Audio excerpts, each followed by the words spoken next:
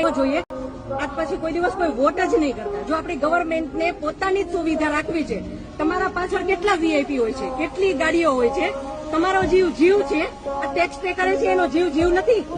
આટલા વર્ષની સર્વિસમાં એને ટેક્સ તમે કટ કરીને તમે સેલરી આપો છો ને, અને ઉપર જતા અમે કઈ પણ વસ્તુ ખરીદીએ છીએ, ક્યાંય જઈએ છીએ, ફરીથી ટેક્સ, ટોલ ટેક્સ, બધા ટેક્સ તમે અમારી પાસેથી લ્યો છો.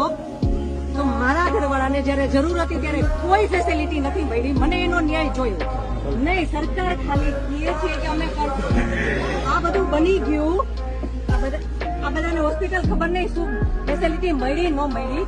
બીજે દિવસે આટલો કરફ્યુ, આટલી રોડ બંધ, રોડ ઉપર 100-200 જ્યાં જોઈને નહીં સર, નહીં સાંભળો, તમારે સાંભળવું પડશે.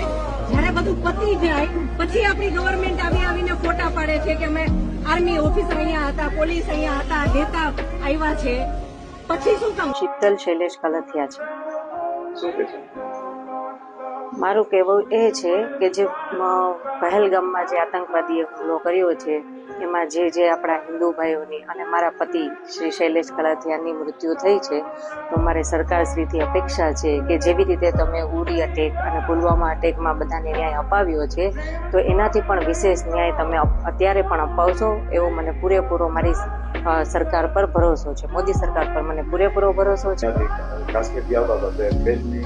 હા, એ પણ એક બહુ જ મતલબ ગંભીર પરિસ્થિતિ હતી. જેવી રીતે આ અટેક થયો એ સાંભળીને ત્યાંના લોકોને બધામાં પેનિક હતું કે બધાને પાછું પોતાના ઘરે જવું હતું. એવામાં મારે પણ મારા પતિને લઈને પાછું ઘરે આવવું હતું, પણ ફ્લાઇટની ટિકિટ આ તેમાં બહુ જ બધું ડિલે થતું હતું. પણ આપણા ગુજરાતના જે